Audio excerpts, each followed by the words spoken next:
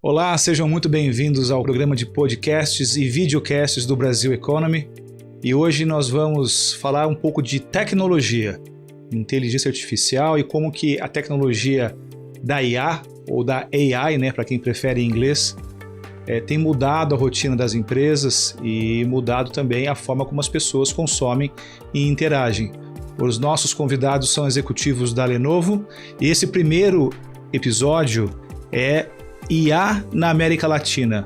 Onde estamos e para onde vamos?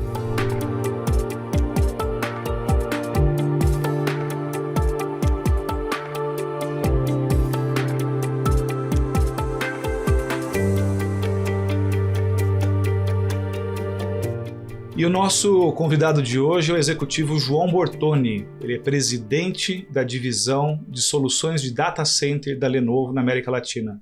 João, muito obrigado pela sua disponibilidade. Eu que agradeço. E vai ser um papo muito legal aqui. A gente quer explorar bastante a questão da IA. Né? IA hoje tem dominado praticamente todos os setores da economia, as empresas, onde a gente vai. Ouve falar que a IA está transformando, revolucionando o modo de produzir, o modo de operar. Eu queria saber de você qual que é a sua visão em relação a essa adoção de IA na América Latina e por que as empresas na América Latina estão adotando com tanta euforia, com tanta empolgação essas novas tecnologias. Bom, primeiro, obrigado pelo espaço. O IA não é uma coisa nova, né? É que ele chegou num estágio de maturidade e de abrangência com a chegada do ChatGPT, que aí agora veio a revolução tão esperada, né? Mas há muitos anos a IA já era uma área de desenvolvimento de tecnologia que muitas empresas buscavam, né? A própria Lenovo há muitos anos já trabalhava com IA. O que acontece é que agora chegou no estágio onde realmente ela vai entrar em todas as áreas das nossas vidas, né? Não é uma questão corporativa, empresarial, mas ela vai transformar como todos os seres humanos interagem entre si com as empresas e os governos e os países. Então, assim, não tem como voltar, ou seja, o nosso futuro é baseado em inteligência artificial daqui para frente. Muita gente compara esse momento da IA com um momento de popularização da internet. A internet transformou a nossa rotina, a rotina das empresas, de como as pessoas se relacionam, né? Hoje a gente tem comunicação muito mais ágil via celular, via computador, enfim, a internet transformou essa relação interpessoal. E muita gente diz que a IA vai ter esse mesmo efeito. É um exagero fazer essa comparação ou ela procede? Eu acho que é pouco, né? É que nós vivemos antes e depois da internet, né? Eu particularmente vivi isso antes e depois. Também, então, a gente pode dizer que para nós é uma transformação muito grande, mas eu acho que ela consegue ser mais de ruptura do que foi a eletricidade quando chegou. Né? Essas pessoas, quando não existia eletricidade, quando veio a eletricidade, mudou tudo, né? Desde eu tenho uma geladeira, eu guardo os alimentos, ou seja, eu ainda acho que a IA vai ser maior ainda a transformação, porque tudo, literalmente tudo que a gente conhece vai mudar a maneira de ser. Então, eu diria que nem mesmo a internet, que foi a onda tecnológica que nós vivemos, estamos vivendo, não se compara ao que a gente vai ver com IA. Tem um dado interessante dentro desse contexto de adoção de IA, que assim, na América Latina, 65% das empresas já adotam IA nas suas operações. Só que só 7% implementam a IA em larga escala, em grande escala. Parece que há um descompasso aí entre o número de novos usuários de IA, ao mesmo tempo aqueles que usam mesmo como forma abrangente do seu negócio, né? Aqui a IA, a gente simplifica, né, de falar de IA, mas assim, são processos complexos e dependem de uma série de fatores. Então você tem ainda muita gente descobrindo onde estaria o benefício da IA, né, principalmente no mundo corporativo. Algumas já estão bem avançadas, que já descobriram algum tempo atrás esse benefício e agora estão escalando esse uso. Então, você pode falar, por exemplo, setor financeiro, detecção de fraude. Hoje já é uma inteligência mais madura de como evitar esse tipo de coisa. A área de saúde, a gente está começando a ver algumas coisas acontecendo. Então, o IA ela tem um espectro muito amplo de adoção, mas eu acho que a América Latina ele está um pouco atrás comparado com as outras geografias. Obviamente, Estados Unidos está bem mais avançado, a Europa bem mais avançada. Nós temos ainda um espaço a percorrer. Ainda tem muito CIO que não sabe qual será o benefício prático de se implementar IA no seu negócio. Vocês sabem, porque eu sei que vocês fizeram um estudo, ou pelo menos tem uma projeção do impacto da IA dentro de alguns setores da economia, né? O que a gente pode trazer como novidade desse estudo que a Lenovo fez em relação aos setores que vão ser mais impactados, a setores que vão ser mais beneficiados, e também a grande dúvida, o grande medo que existe quais são os setores que podem desaparecer ou os empregos que podem ser extintos com a IA dentro desse cenário de benefícios e malefícios, digamos assim, da IA. A gente faz anualmente essa pesquisa justamente para dar ao mercado uma visão de como estamos no país, né? Ou seja, a gente, juntamente do IDC, a gente fez essa pesquisa, são 500 CIOs que foram entrevistados, e eu acho que os segmentos que vão ser beneficiados são todos, né? Isso sem exceção. O que a gente vê, como eu tinha dito antes, muitas empresas ainda estão muito incipientes ainda no uso, estão querendo entender, né? Então, acho que essa é a jornada que a gente quer entregar na mão dos CIOs para ele pegar esse material, que é gratuito, está aberto, ou seja, para ele estudar e falar, olha, onde eu posso, no meu negócio, melhorar isso. Eu acho que a primeira grande onda é de produtividade. Tem muita coisa que você consegue aumentar e muito a produtividade em qualquer setor. Como um exemplo, no próprio setor médico, a gente tem uma empresa, a gente trabalhou com uma empresa no México, que ela conseguiu, através da inteligência artificial, olhar a ressonância magnética de corpo inteiro. Né? E ela conseguiu 100% de produtividade comparado com pessoas avaliando, e com uma taxa de acerto enorme. Então, esses são exemplos práticos que você consegue ter muito mais produtividade e redução de custo na sua empresa. Sim. Então, toda empresa quer ser mais produtiva e reduzir custo, e ter mais lucro. A IA é uma grande alavanca para permitir esse tipo de negócio. É interessante esse ponto da produtividade, porque, historicamente, o Brasil tem um gargalo, uma dificuldade em disputar com grandes economias a questão da produtividade. A produtividade no Brasil por trabalhador é sempre mais baixa que Alemanha, Estados Unidos ou China. É possível a gente prever que com a IA essa diferença de produtividade vai ser equalizada, já que todo mundo vai usar a mesma tecnologia? Eu gostaria, mas não é só um fator tecnológico que faz que a nossa produtividade seja um pouco baixa, né? Vamos pegar o país. O nosso sistema tributário é um manicômio. Sim. Então, você tem que dedicar uma parcela enorme da sua companhia só para entender o que muda a cada semana para poder ser competitivo.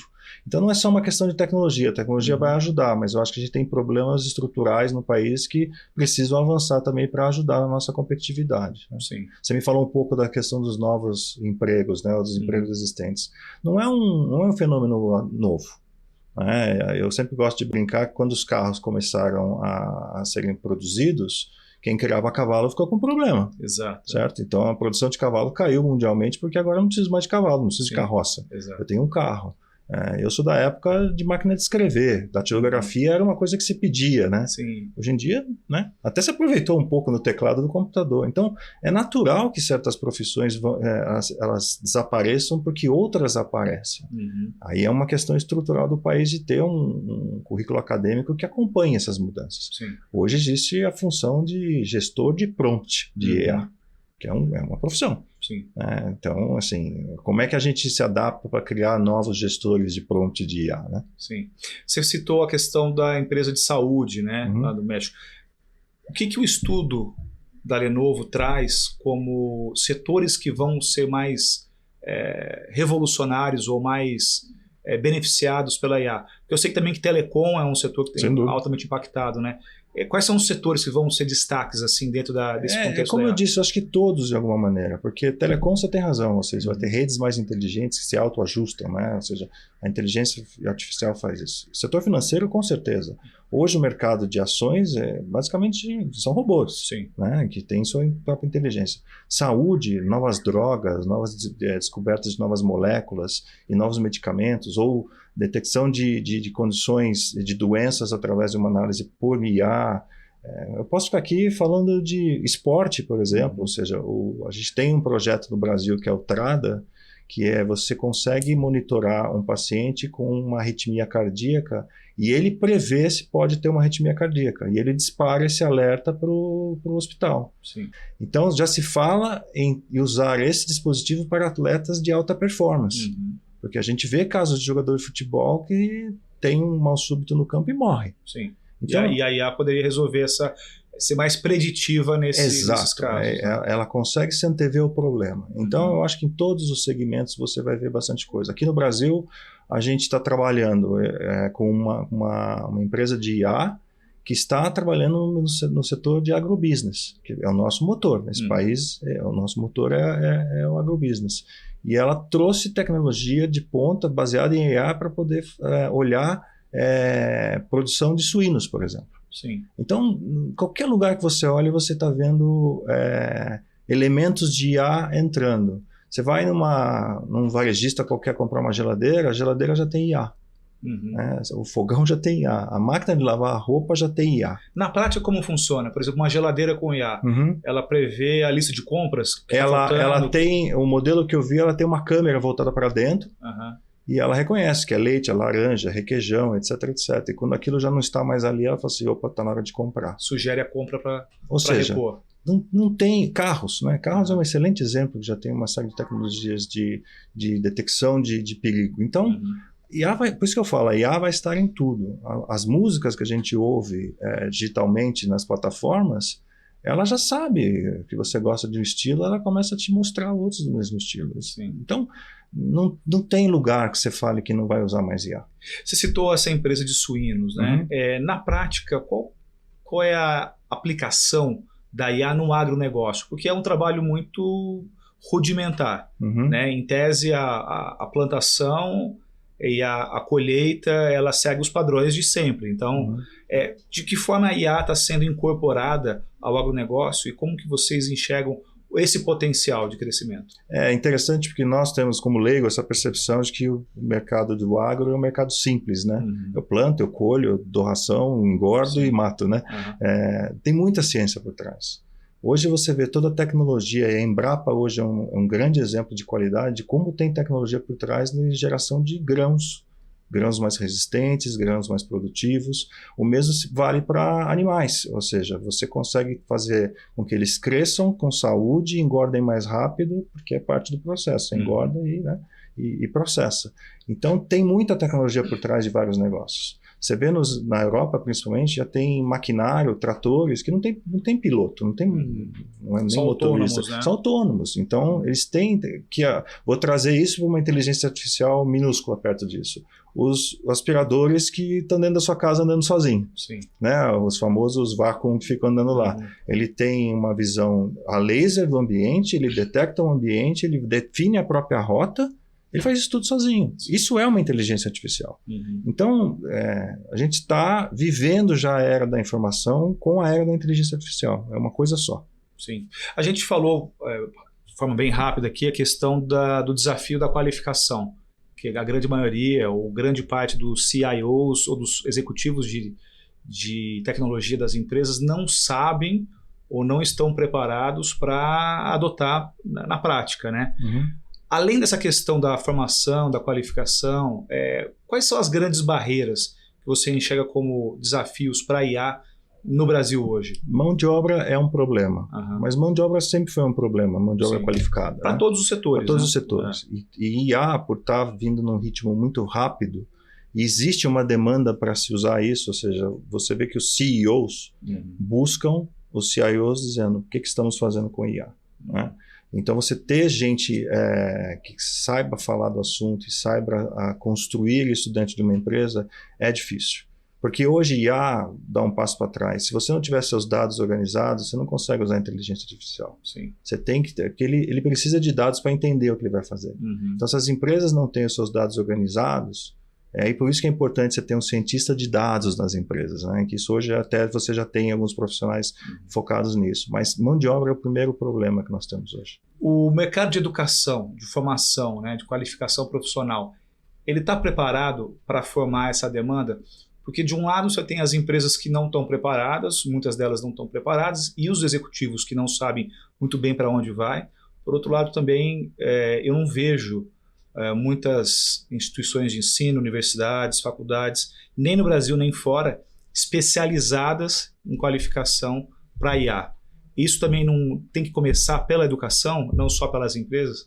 Deveria. A minha percepção, de novo, eu não vivo mais o mundo acadêmico, mas eu acho que a gente tem um gap enorme de conhecimento entre o que o mercado necessita e o que as universidades oferecem. Né?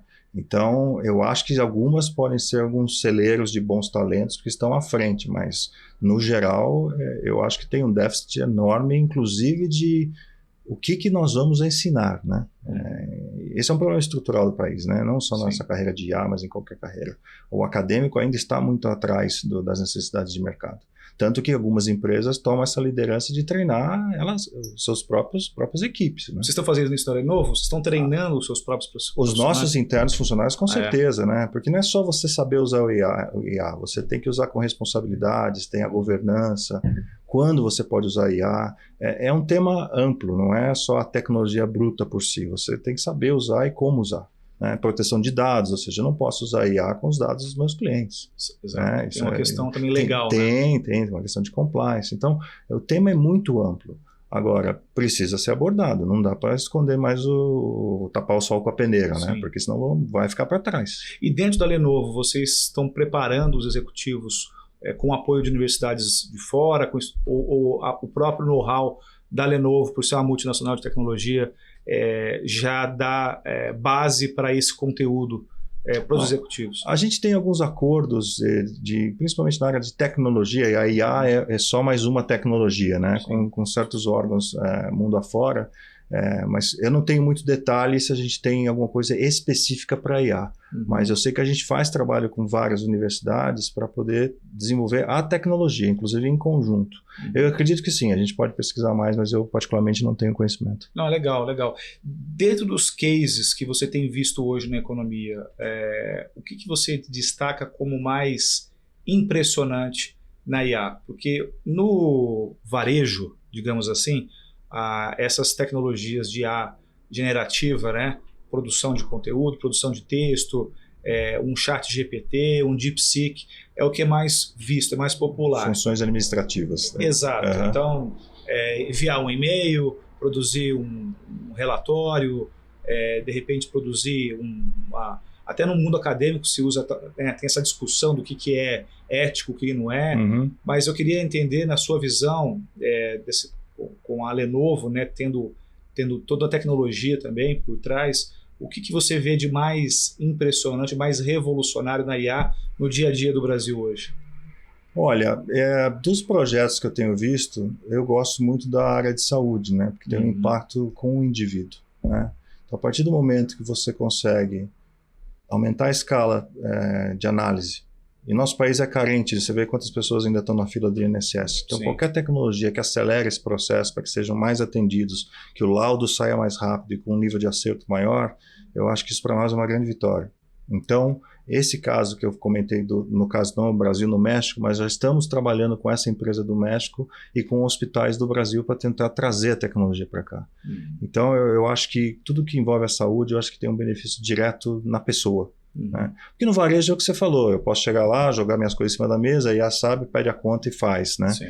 Mas eu acho que a saúde para mim é o que mostra onde o benefício é mais tangível, para mim, né, como pessoa. Sim. E o que tem de limite ético na IA que vocês consideram que é inegociável? Essa é uma pergunta difícil. Eu acho que a gente precisa conversar sobre isso. Né? Uma coisa interessante, o Google soltou essa última tecnologia de vídeos por IA. E o brasileiro, como brasileiro, né? Então já começou a fazer uma série de memes baseados em IA, e todo mundo já viu esses memes, e de um lado eu acho engraçado, mas por outro lado ele fala assim, nossa, da mesma maneira que ele pode criar um caractere fictício falando de alguma coisa engraçada, ele pode criar uma imagem minha beijando outra mulher, e aí eu tenho que explicar isso pra minha mulher, sim, que é falso. Né?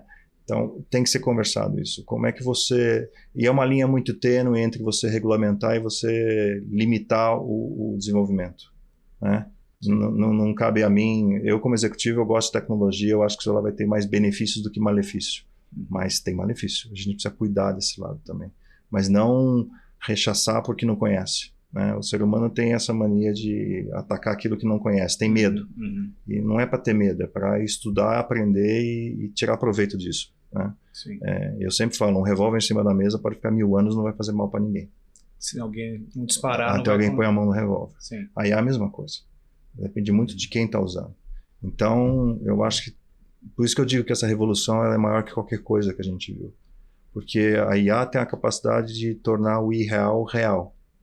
E aí como é que você difere? Então esse é um dos dilemas existenciais, né, que nós vamos passar sobre ter a tecnologia. E está na sua infância. Está na sua infância. Né? Muito bom. Bom, eu acho que esse tema de IA rende ainda muitos episódios aqui para a gente discutir, debater. Não só aqui, mas a IA está sendo debatida no mundo inteiro por governos, parlamentos, né, para criar uma regulação, para definir quais são os limites, o que pode, o que não pode. E a gente vai trazendo aqui, conforme for evoluindo o tema, a gente vai trazendo aqui os assuntos para voltar a debater e a gente volta a conversar. Maravilha. João, obrigado, viu? Eu agradeço. Muito obrigado a você que nos acompanhou aqui nesse primeiro episódio, onde a gente pôde debater aqui com executivos da Lenovo um pouco sobre a IA no mundo dos negócios e também na sociedade. Esse primeiro episódio a gente teve como tema IA na América Latina, onde estamos e para onde vamos. Fique com a gente para o segundo episódio e logo depois a gente traz mais conteúdo para vocês. Até logo.